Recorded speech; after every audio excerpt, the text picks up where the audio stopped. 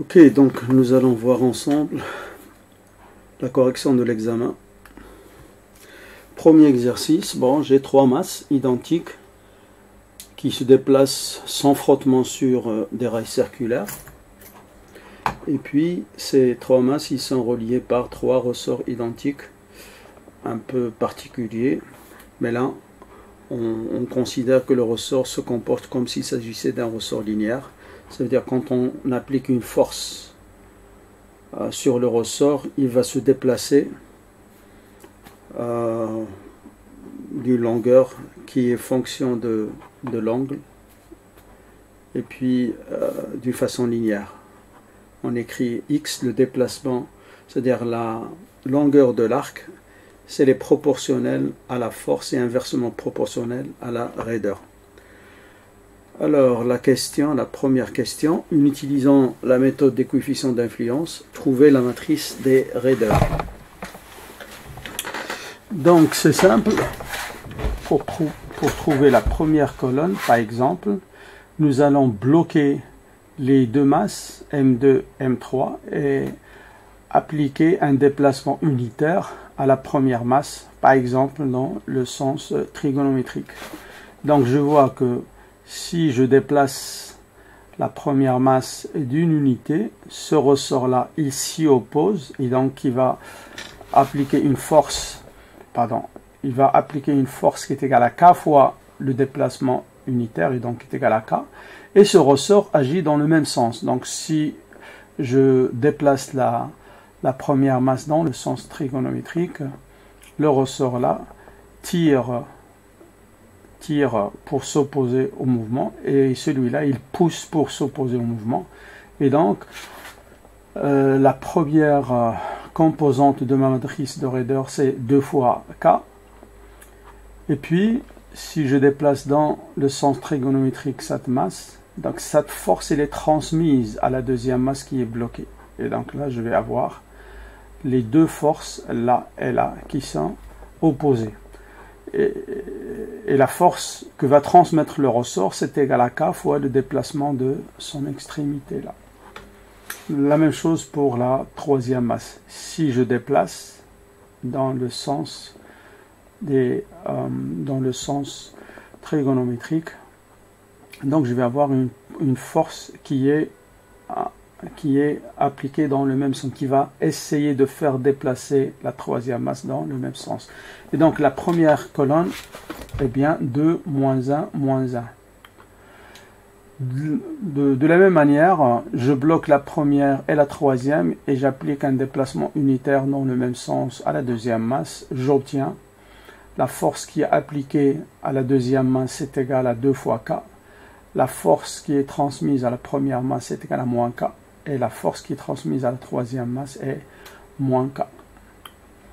Et de la même manière, en bloquant les deux masses 1 et 2 et appliquant un déplacement unitaire à la troisième masse, j'obtiens la troisième colonne, moins 1, moins 1, 2. Déjà, on peut voir que rien n'arrête le système pour qu'il se déplace comme corps rigide. Et en fait, on s'attend à ce que la matrice soit singulière. Pourquoi? Parce que c'est un système semi-défini. D'ailleurs, la deuxième question nous dit qu'a-t-elle de particulier cette matrice? Eh bien, c'est une matrice qui est singulière. Si je calcule le déterminant, je développe les calculs et je trouve égal 0. Donc j'ai bien la matrice K qui est singulière parce que le système est semi-défini. Troisième question, on nous demande de trouver les trois pulsations propres du système en fonction d'une certaine pulsation oméga 0 égale K, racine carrée de K sur M. Donc, nous allons d'abord calculer les valeurs propres qui sont solution de déterminant K moins lambda M égale 0 avec la matrice K qui est donnée et la matrice M qui est donnée dans l'énoncé égale M fois l'identité. En développant ce déterminant, je trouve lambda M fois 3K moins lambda M fois 3K moins lambda M. Donc ça, c'est un système qui est très particulier. Bon, je vois que lambda égale 0 qui est une solution et ça, on le savait déjà, puisque le système est semi-défini et la matrice K est singulière. Mais la deuxième particularité, c'est que j'ai une double solution ici. Donc les solutions sont d'abord lambda égale 0, et puis deux solutions qui sont identiques, 3K sur M. Et donc, les pulsations propres, qui sont la racine carrée de lambda. Donc j'ai trois solutions, oméga 1 égale 0, oméga 2 et oméga 3 égale à oméga 0 racine de 3. Donc après avoir trouvé les valeurs propres, nous allons trouver les vecteurs propres. Et là, on nous dit, attention, les trois vecteurs propres, ils doivent être différents et surtout orthogonaux. Alors le premier mode propre, et là entre parenthèses, je sais que la solution va être sous forme 1, 1, 1. Pourquoi? Parce que pour oméga égale 0, le système se déplace en tant que corps rigide. Tous les corps, toutes les masses se déplacent de la même manière. C'est comme ça qu'on a K égale 0 et donc il n'y a pas d'énergie potentielle qui est stockée dans les ressorts. Ok, posons le premier vecteur propre sous forme de A1, A2, A3, les trois composantes, et cherchons la solution de K fois ce vecteur égale lambda 1 qui égale 0 fois le même vecteur. Et donc, cherchons la solution de ce système-là. J'obtiens par exemple pour la première ligne 2 fois A1 égale à A2 plus A3, ou bien 2 fois A1 moins A1 égale A3. La deuxième ligne me dit moins A1 plus 2 fois A2 moins A3, et d'après la première ligne, A3 c'est égal à 2A1 moins A2. Et donc en remplaçant ici, je trouve, d'après cette équation, que A1 égale A2.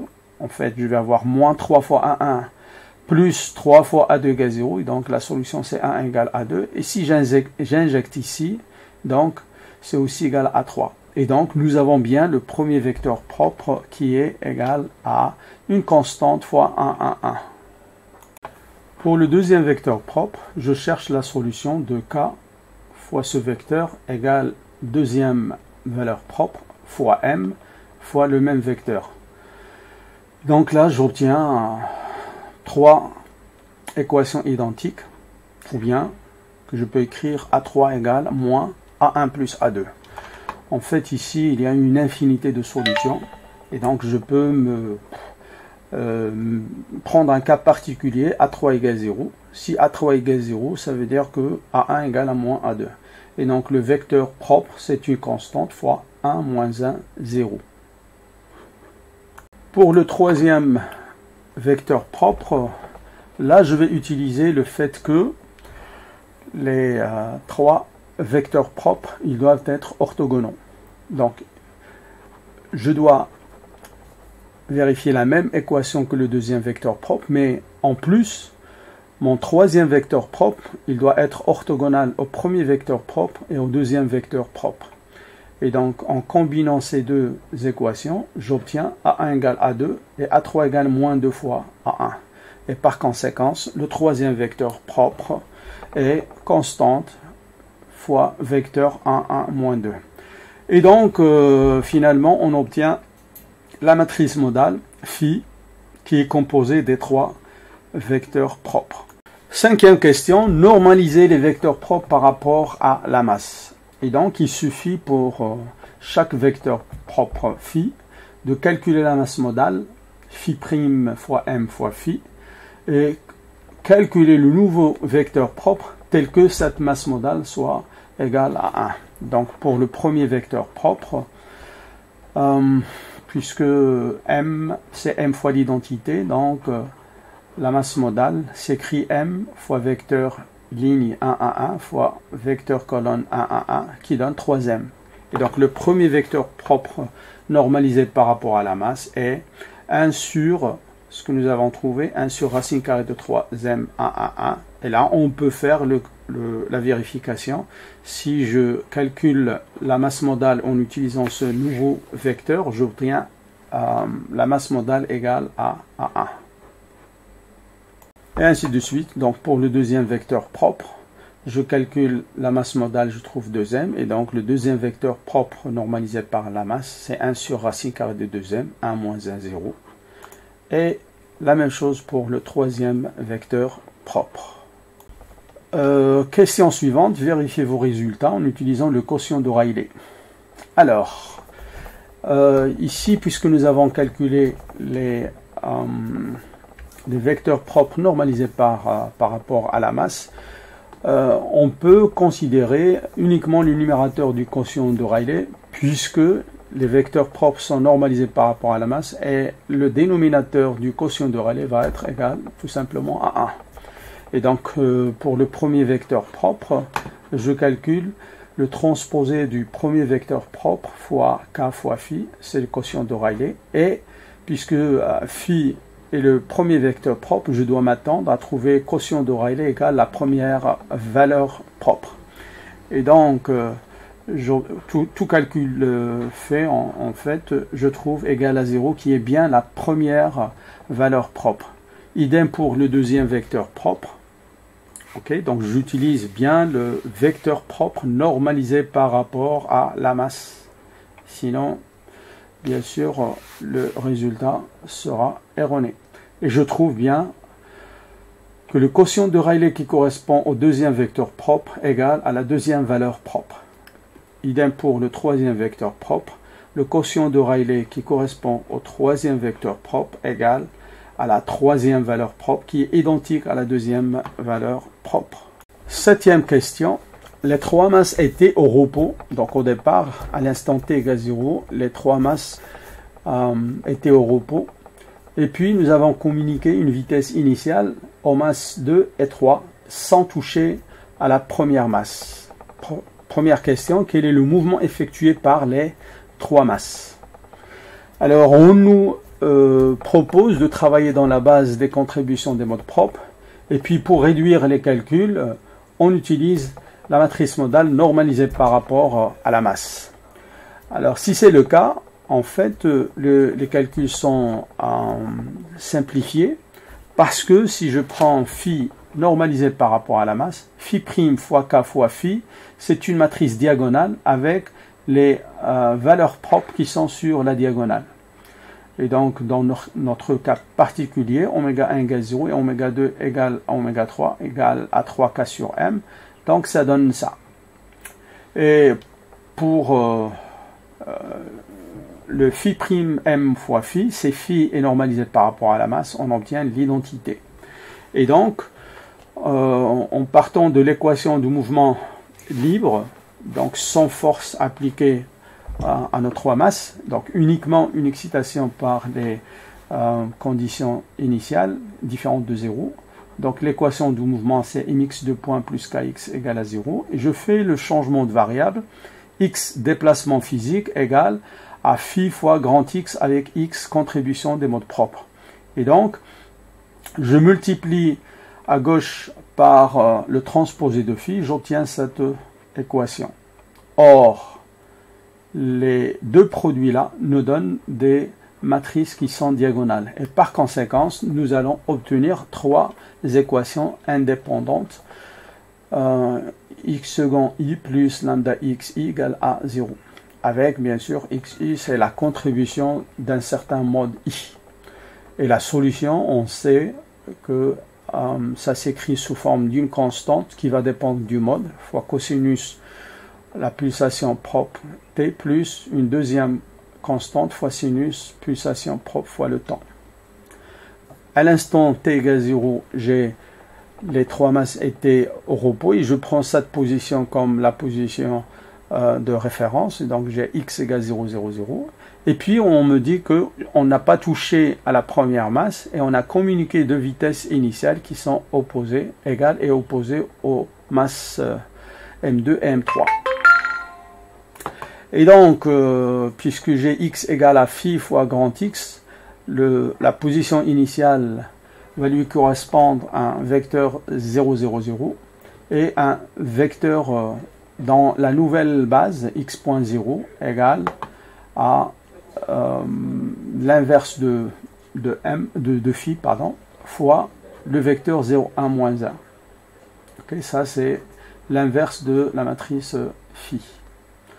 Et tout calcul fait, on trouve que c'est égal à 1 sur racine carrée de m, 0 moins 1 sur racine de 2, 3 racine de 6.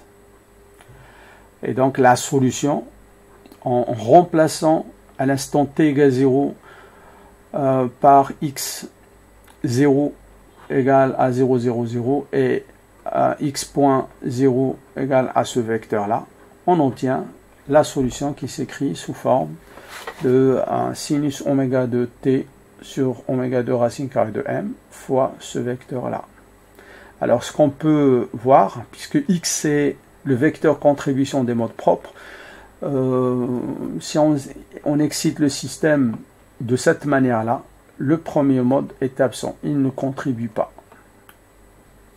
Et donc pour calculer le déplacement physique, donc j'ai x égale à phi fois vecteur contribution des modes propres, je remplace phi par son expression et puis le vecteur x nous l'avons déjà calculé. Tout calcul fait, je trouve sinus oméga de t sur oméga de m fois le vecteur 0, 1, moins 1. Et donc la première masse ne va pas bouger. x1, déplacement physique de la première masse est nul. Et puis les deux masses, ils vont être en opposition de phase, ils vont vibrer à la même pulsation, oméga 2, oméga 3.